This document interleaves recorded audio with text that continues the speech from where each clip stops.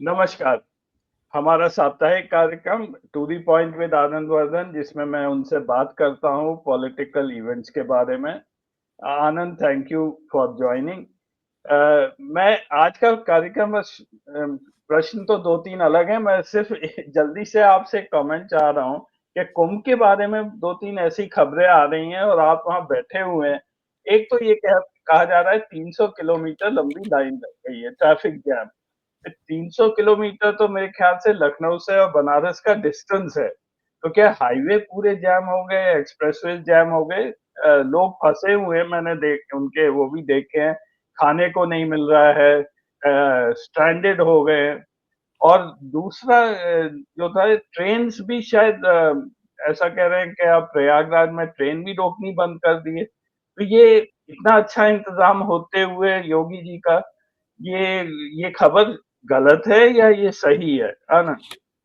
नहीं, मेरे हिसाब से अजय ये खबर बिल्कुल 100% सही है, बल्कि आपको काफी कम खबर मिल रही है। खबर ये है कि आप जरा अगर उत्तर प्रदेश का नक्शा देख लें तो प्रयागराज, इलाहाबाद, और इतना ज्यादा हाइप किया गया है, इतना ज्यादा बेचा गया है इसको, कि हर एक को लग रहा है कि अगर डुबकी नहीं लगाए तो वो हिंदू धर्म वाला जो सर्टिफिकेट इशू करेगी बीजेपी, वो सर्टिफिकेट आप सीए एनआरसी की तरह कल के दिन पूछा जाएगा कि भाई आपका वेयर इज योर कुंभ डुबकी सर्टिफिकेट, तो वो कुंभ डुबकी सर्टिफिकेट आपके पास होना जरूरी है। हालांकि अगर आप शंकराचार्य जी का स्टेटमेंट देखिए, उन्होंने बिल्कुल स्पष्ट कहा है कि कोई जरूरत नहीं है, अगर घर में एक आदमी जा रहा है पानी ले आ रहा है उससे कर लीजिए, वो कुंभ के बराबर ही पुण्य है, एज फार एज द धार्मिक part of it is concern. लेकिन इसमें टूरिज्म और इसमें बीजेपी का जो एक नेरेटिव सेट करने की स्टाइल होती है, वो वहां पे ज्यादा काम कर रही है। अब किया क्या गया है कि इसको इतना ओवर सेल किया है कुंभ।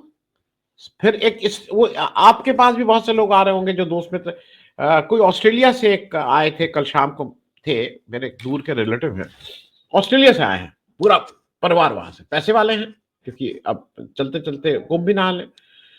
तो फिर सब लोग जा रहे हैं काशी विश्वनाथ, और फिर काशी विश्वनाथ से आ रहे हैं अयोध्या, या वाइस वर्सा, मतलब ये रूट, ये तीन चीजें कर रहे हैं। मैं पहले उल्टा चल रहा हूं, मैं अयोध्या अयोध्या में आज से 10-12 दिन पहले स्थिति ये थी कि 2.5 लाख लोग से ज्यादा एक साथ वहां दर्शन नहीं, एक एक दिन में नहीं कर सकते। इन 24 आवर्स देख 2.5 लाख से लोग से ज्यादा नहीं कर सकते हैं। अयोध्या की बात मैं आपको बता दूं, अयोध्या में उसके बाद जब स्थिति बहुत विस्फोटक हो रही थी, तो वहां पे प्रशासन जागा, वहां के कुछ अधिकारियों ने मिलकर तय किया, और वहां पे अब चीजें कंट्रोल है। वो उस लाइन को लंबा घुमा रहे हैं, और वो अब 2.5 लाख की ही स्पीड से चल रहे हैं। वहां 15 लाख लोग था अयोध्या में, 2.5 लाख की जिसकी कैपेसिटी हो देखने की, वहां 15 लाख लोग था। अच्छा, अयोध्या और काशी विश्वनाथ की एक समस्या यह है कि कुंभ तो लंबे स्केल में फैला हुआ ना, आप गंगा जी में कहीं भी नहा लीजिए, गंगा जी में ज्यादातर लोग जो 90% नहा रहे हैं वो घुटने से कम पानी में नहा रहे हैं। वो मेरा लड़का भी गया था, तो बाकी लोगों के सामने तो वो कह रहा हाँ कुंभ नहाए, वो जहां पे बैठा वो कमर से नीचे पानी था, तो बैठ के दो दोस्त थे, एक दूसरे के ऊपर पानी फेंक फेंक के, जो जो योगी जी कर रहे थे। योगी जी भी अपने कैबिनेट कलीग के साथ, अगर आपने देखा हो, तो लोगों को लग रहा था कि हंसी मजाक में हो रहा, हंसी मजाक नहीं है। अगर आपको नहाना है तो एक दूसरे के ऊपर ऐसे ऐसे पानी करके ही नहा सकते हैं, आप उसमें डुबकी लगाई नहीं सकते। मोदी जी को जब डुबकी लगाने का के लिए पानी नहीं था, तो बाकी तो छोड़ी। नो, अयोध्या संभल गया है, लेकिन अयोध्या में एक चीज हुई है, जो हमारे रामलला जी हैं, वो पहले दिन में रात में, अगर मैं मेरी जितनी सूचना है, वो 8 घंटा सोते थे, तो उनके उनके स्लीपिंग आवर्स को कम किया गया है, वो 5 घंटा सो रहे हैं। और वो पहले उनका भोग 1 घंटे के लिए 2 बार लगता था, अब वो एक जल्दी वाला भोग लग रहा है 5 मिनट का। तो वो ड्यूरिंग दिस पीरियड उनकी नींद कम की गई है, और उनका भोजन भी फास्ट वाला किया गया है। और शायद मेरे ख्याल में जब ये सब खत्म हो जाएगा, तो फिर उनको वो फिर वापस अपनी स्लीप पे, नॉर्मल स्लीप पे चले जाएंगे। जहां तक बात काशी विश्वनाथ की है, वहां पे एक महाकाल भी होता है, वहां की लाइनें, पैदल की लाइन में बोल रहा हूँ, कई किलोमीटर की है, गाड़ी तो छोड़ी दी। अब इसके बाद आ जाइए कुंभ। कुंभ में किसी को नहीं पता है, आप किसी को नहीं पता है कि आपको कहां से जाम मिलेगा।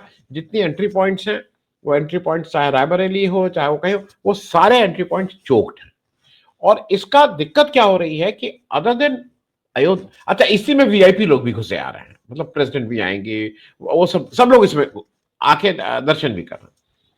एक जो समस्या हो रही है, जो मुझे लग रहा है कि जो समस्या आप you can only realise and experience. अब अगर मान लीजिए कहीं पे एक 20,000 गाड़ियां रुकी हुई हैं, जो जनरली गाड़ियां निकल जाती थी, तो उससे होने वाली गंदगी, उससे होने वाले बाकी जो परिणाम है, आप सोच सकते हैं। मतलब it is a filthy thing, इतना गंदा है। आपने वो वीडियोस देखे, मैं उसको नहीं चलाना चाहता हूं।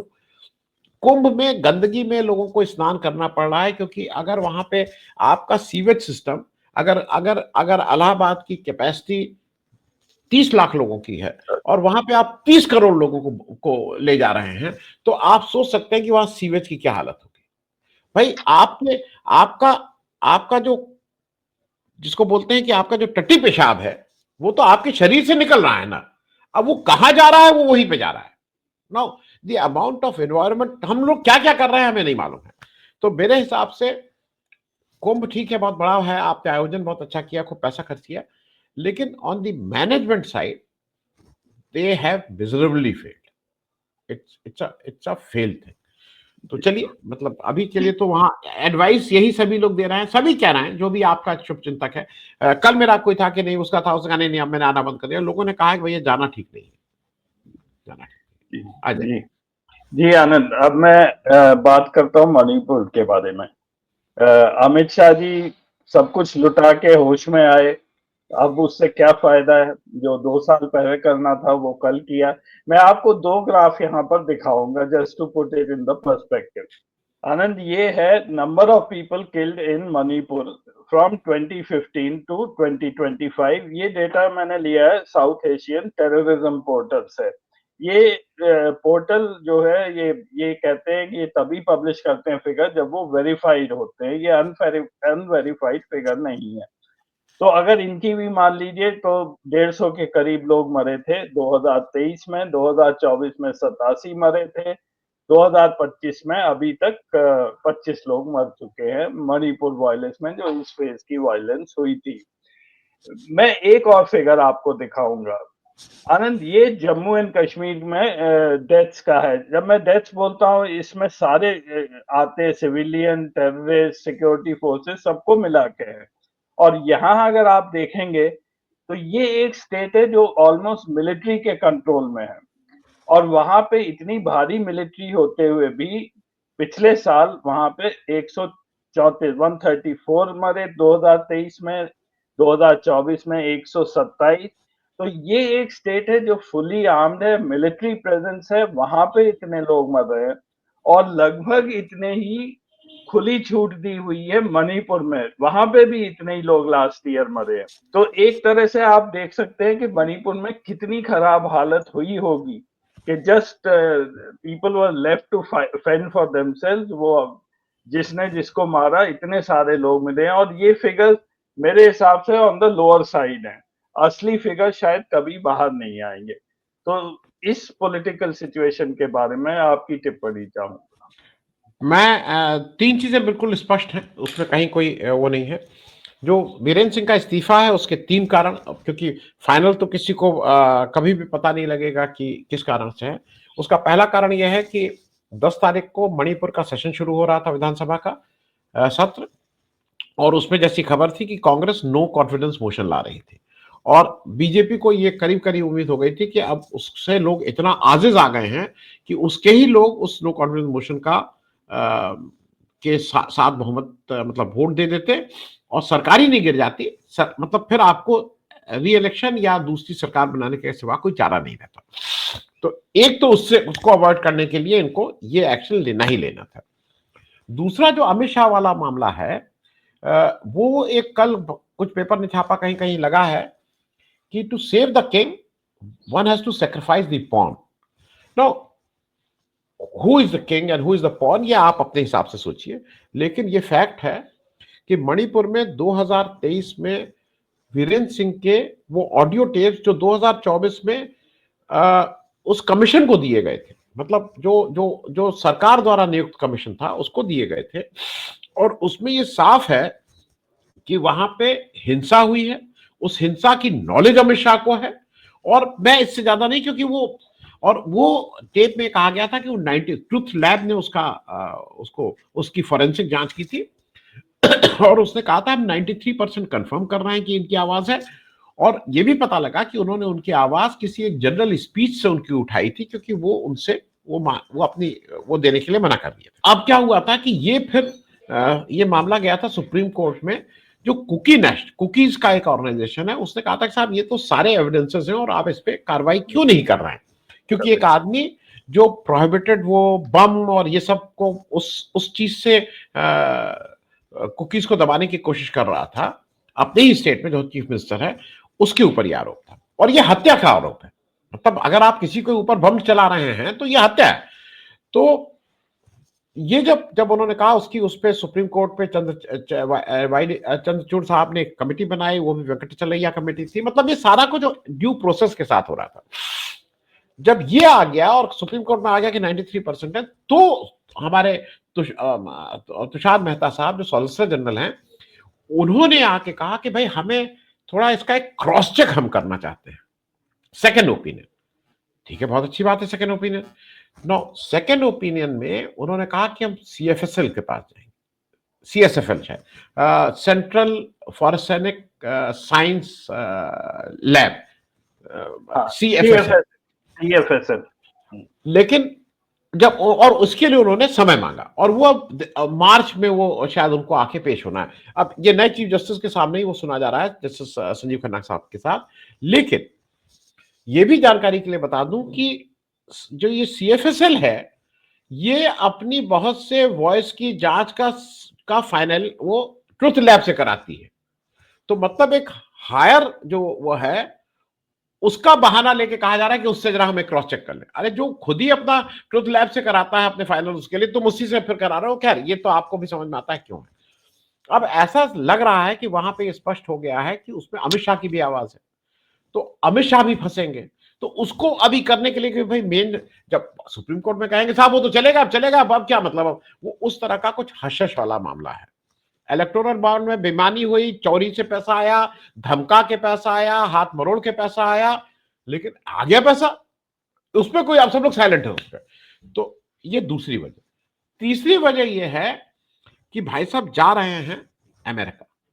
बहुत से लोगों का इसमें ओपिनियन डिवाइडेड है कि नहीं नहीं ऐसा नहीं होता है। और अमेरिका में बिल्कुल वहां पे ये पूछा जाएगा, क्योंकि जो कुकीज हैं वो क्रिश्चियन माइनॉरिटीज हैं, उनसे वहां पे प्रश्न पूछे जाएंगे। और बड़े पापा अगर पूछेंगे तो ये भाई साहब जवाब क्या देंगे, इसके लिए भी ये किया जा रहा है कि मैंने उनको हटा दिया। लेकिन अब समझ में आ रहा है कि ये एक वो एक्सचेंज ऑफर भी हो सकता है। एक्सचेंज ऑफर इसलिए कि ट्रम्प साहब suspended US foreign corruption act, आज की खबर है, अगर आपने पढ़ी हो या आपके, मैं भेज दूंगा आपको। Trump suspends US foreign corruption act, glimmer of hope for Gautam Adani. Gautam Adani के लिए को राह आसान करने के लिए इन्होंने इधर से किया, उन्होंने इधर से। अब ये मान लीजिए कि जो हमारा खरीदारी का बस्ता है या बैग है, जो जो ट्रम्प हमें बेचने जा रहा है, वो और बड़ा हो जाएगा।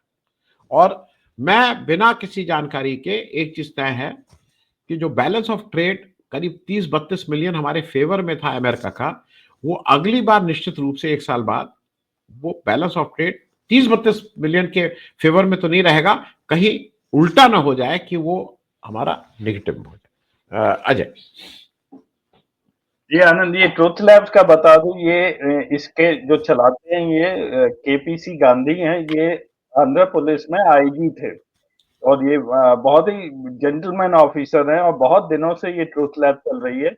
इन्होंने निठारी जो मर्डर केस हुआ था वहां उसका भी इन्वेस्टिगेशन ट्रुथ लैब से ही हुआ था। तो ये बहुत रिलायबल सोर्स है ट्रुथ लैब का। इनफैक्ट सीएफएसएल भी हैदराबाद में ही है, वो भी इन्हीं को काफी सैंपल्स भिजाते हैं।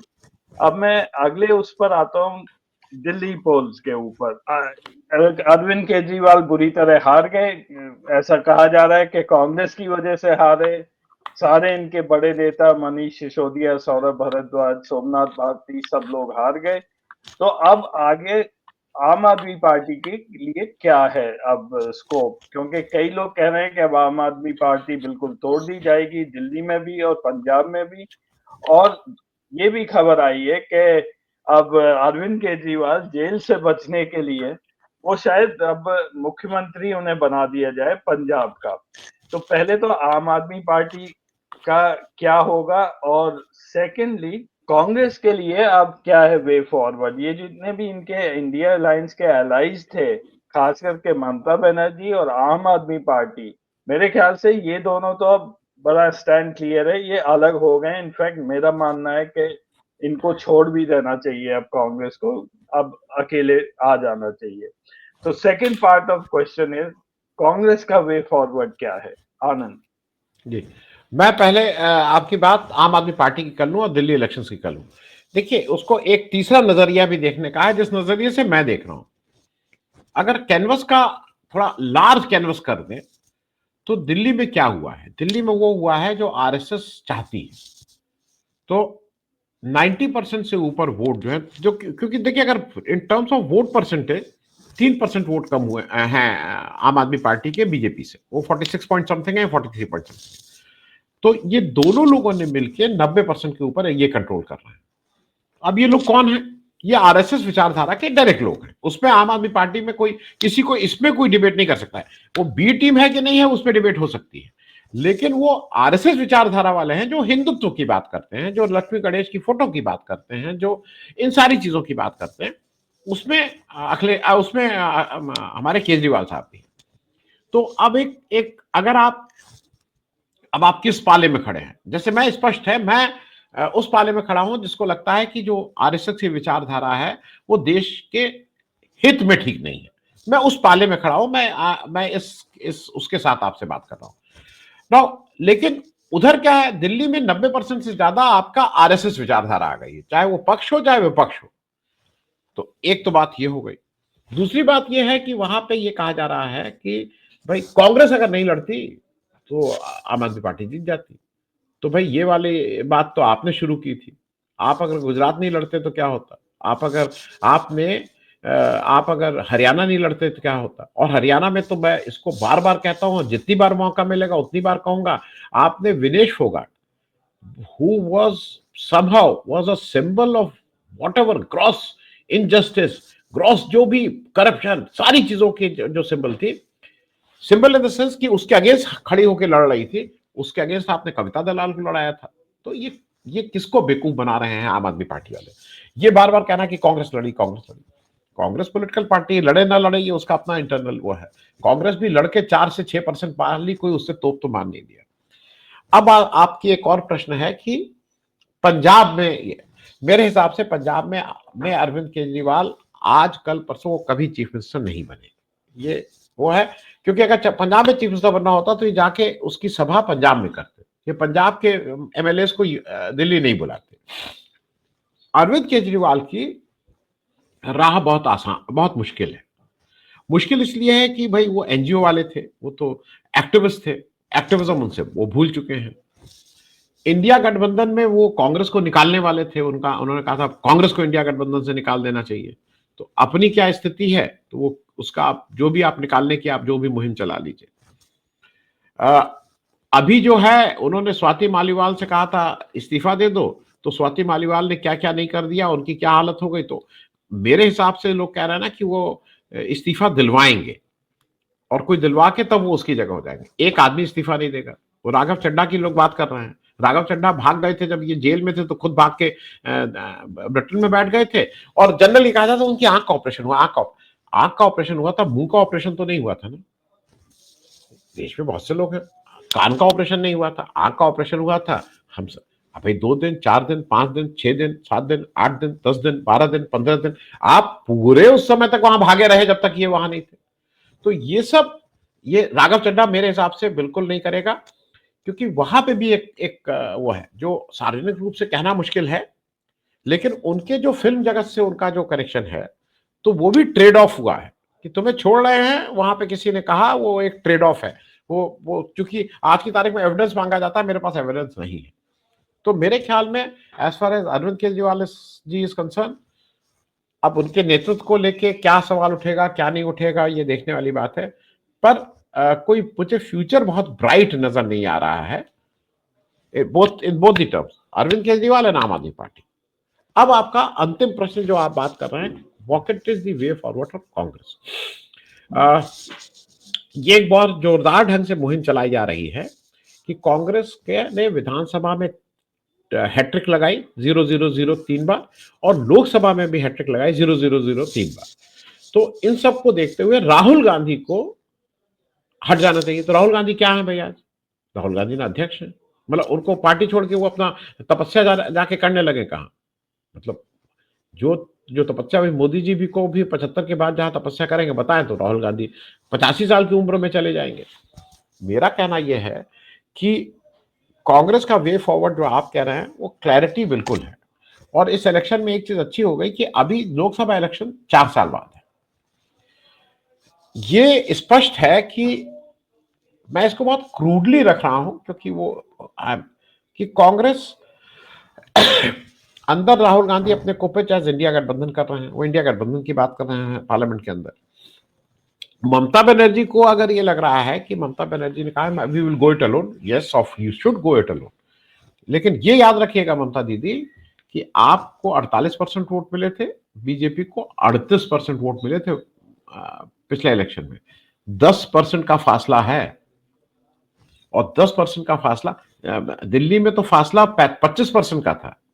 तो अगर वो 25% का फासला कवर कर सकती है तो 10% का फासला कवर करना कोई मुश्किल नहीं है। और खास करके अब नया नया जो रिप्लेसमेंट, तेंदुलकर जी का रिप्लेसमेंट जो आएगा मुझे नहीं मालूम, लेकिन तेंदुलकर ने जो बेहतरीन पारी इलेक्शन कमीशन के तेंदुलकर साहब ने खेली in Haryana and Bombay, and a parting gift, जो लास्ट इनिंग उन्होंने दिल्ली में बढ़िया खेल के दिखाई है। तो जो उनका रिप्लेसमेंट आएगा या उन्हीं से कहा जाएगा कि आप थोड़े दिन और खेल लीजिए, हालांकि वो मुश्किल है क्योंकि उसके कानूनी पक्ष हैं, 6 साल से ज्यादा नहीं रह सकते हैं, 65 साल से।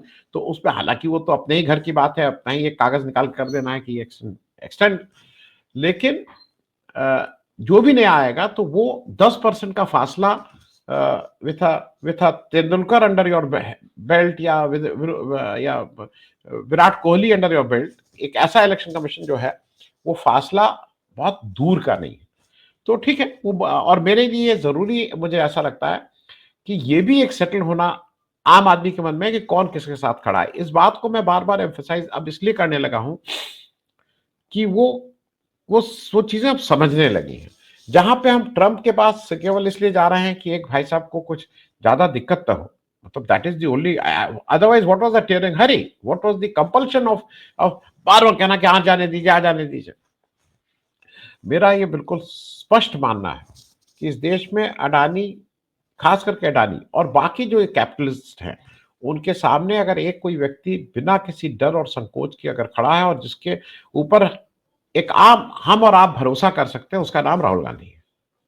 बाकी any political party, you name me a person, जो आपको ये नहीं लगता है कि जब मौका पड़ता है तो वो सब लोग अडानी जी के इशारे पे वो अपना वैसे ही करते हैं।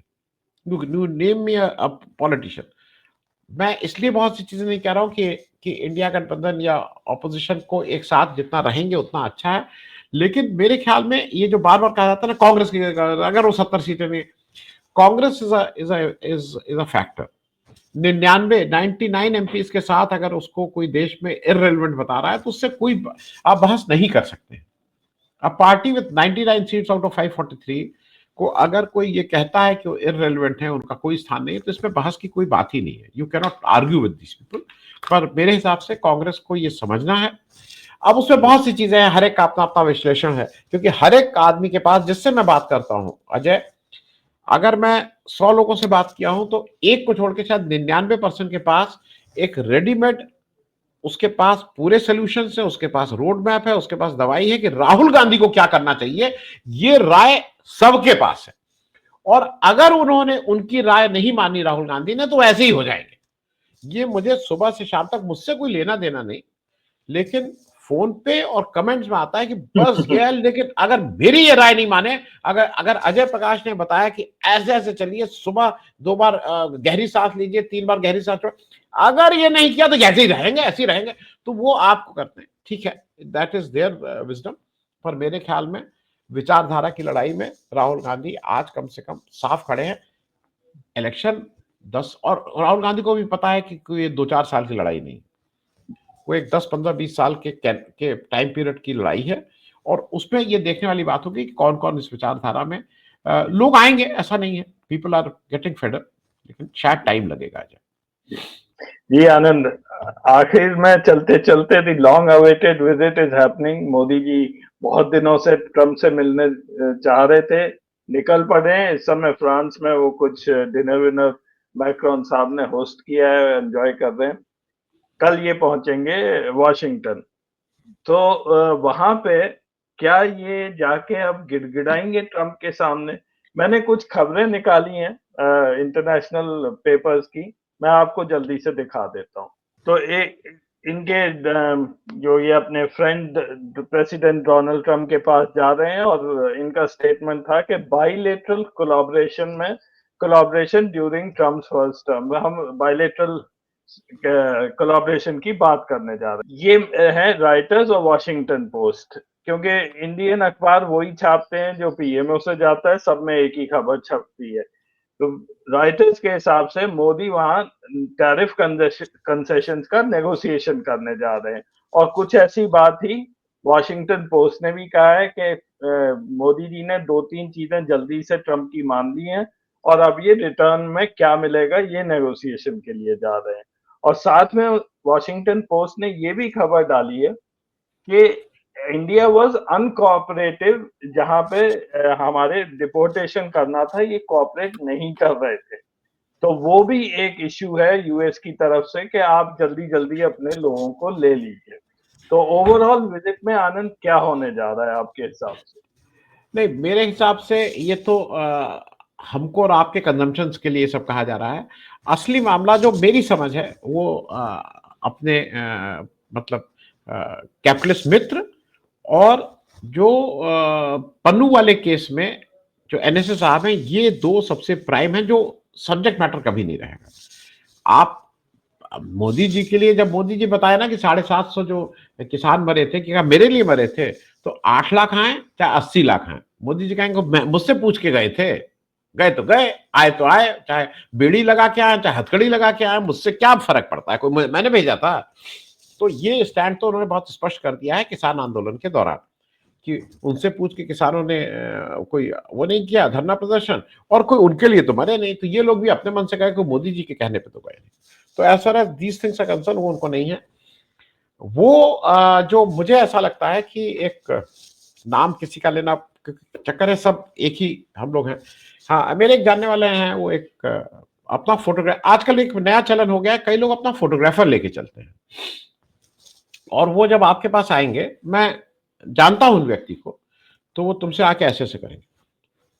तो वो आपसे ये कहेंगे कि अजय तुम क्या सुबह चाय पीते हो या यार बंद मक्खन खाओगे, और अजय मैं तुम्हारे पास, अच्छा आपकी भाव भंगिमा ये होगी कि आपको डांट रहे हैं, यार मैं तुम्हारे लिए एक बहुत बढ़िया मक्खन निकाल के ला रहा था, वो भूल गया।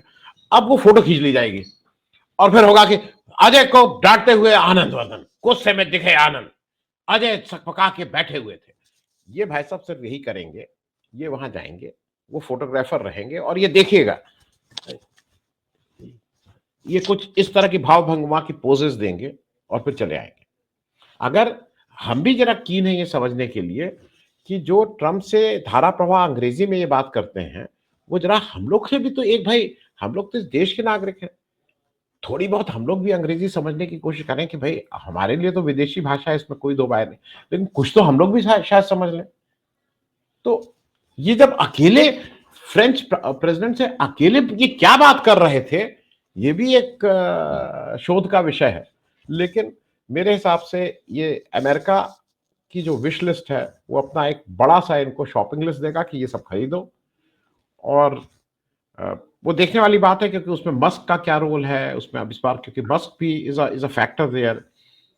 मस्क अगर फैक्टर है तो उसका एक यहाँ पे डायरेक्टली अंबानी के ऊपर इफेक्ट हो रहा है, तो वो देखने वाला होगा। और अंबानी ऑलरेडी जाके वहां अपनी सेटिंग कर आए हैं कि अंबानी का क्या होगा, ये सब देखने वाली चीज हो गई है। We will be more specific when next episode करेंगे, तो शायद स्पेसिफिक्स कुछ पता लग जाएंगे। और एक सबसे बड़ी मुश्किल, जो सबसे बड़ा वो है, वो ट्रम्प कहीं मस्ती में इनसे प्रेस कॉन्फ्रेंस ना करवा दे। पिछली बार तो ये कह दिए, हाँ वो तो बाय नेचर वो वैसा है ना, उसके बाद चलो प्रेस कॉन्फ्रेंस, अब ये मना कर नहीं पाएंगे। बाइडेन में तो कर दिए थे कि नहीं नहीं कोई नहीं, एक ही वो एक क्वेश्चन, वो फलाना क्वेश्चन। लेकिन देखिए अब वो ट्रम्प जो जो ना करवाए, तो मेरे ख्याल में वो भी एक नेगोशिएशन होगा कि यार प्रेस कॉन्फ्रेंस नहीं हो। अजय, जी, थैंक यू सो मच आनंद, आज समय इतना ही है, अगले हफ्ते हम फिर मिलेंगे। थैंक यू, नमस्कार।